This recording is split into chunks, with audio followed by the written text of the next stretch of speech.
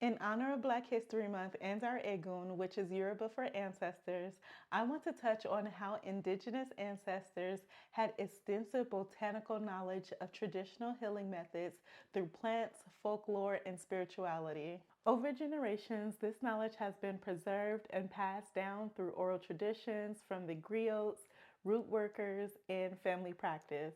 So my grandmother, she used to share with us so many folklore stories when we were children that I thought it was commonly shared across all Black families until I got older and started having these type of conversations and asking questions with others, and then I realized that wasn't the case.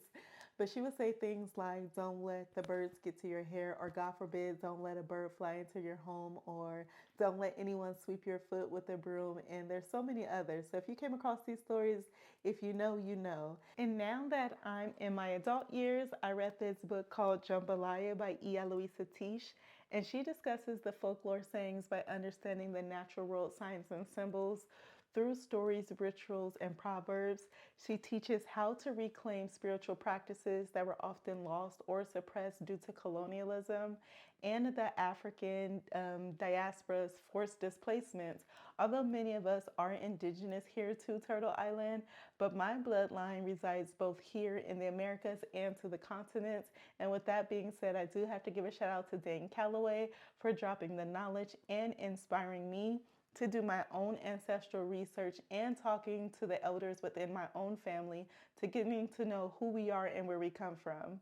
But for me personally, I've been studying herbalism from a scientifical and historical and spiritual perspective since I have been an IFA practitioner for a little over 10 years now, as well as studying herbalism and having my master's degree in molecular biology. I see how African American herbalism is often closely tied to spiritual practices such as Ifa, Hoodoo, Santeria, Contemple, and other ancestral reverences.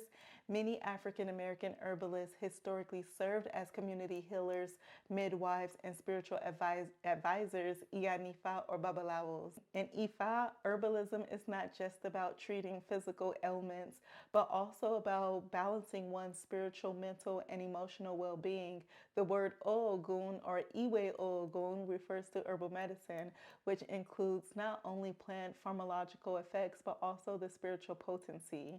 Some traditional uses include using herbs for protection and warding off negative energy, using herbs and soaps for spiritual baths and cleansing, or you may see herbs in pouches that look like jewelry that serves as protection. As science is now catching up to spirituality and culture, you can see how the power of thought and words has a direct effect on one's health at a molecular and psychological level.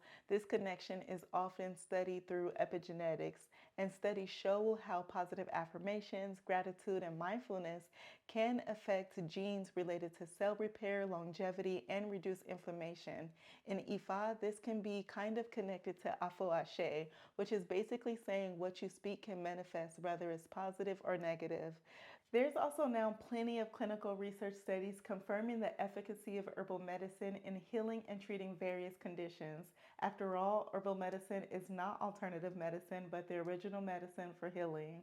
As much as this realm of herbalism and spirituality is seen as taboo, there's also a growing emphasis on reconnecting with ancestral herbal knowledge and spirituality as a form of empowerment, resistance, and self-care. And I am proud to wear my leques and to be a part of this tradition. If you have an interest in herbalism and want to learn more, I do have my own academy, the Herbal Holistic Science Academy. Registration is now open if you would like to join. You may visit my website at herbalholisticwellness.com for more information. Asheo.